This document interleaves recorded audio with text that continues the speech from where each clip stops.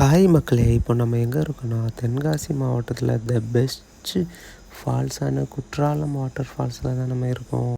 இந்த falls கன்னியாகுமரியிலேருந்து 120 kilometre டிஸ்டன்ஸில் இருக்குது. ஃபால்ஸில் குளிக்கக்கூடிய ஃப்ரெண்ட் உங்களுக்கு இருந்தால் அந்த வீடியோவை உங்கள் ஃப்ரெண்டுக்கு ஷேர் பண்ணுங்கள். நீங்களும் அப்படியே உங்கள் ஃப்ரெண்டு கூட வந்து குற்றாலத்தை ஒரு விசிட் போடுங்க.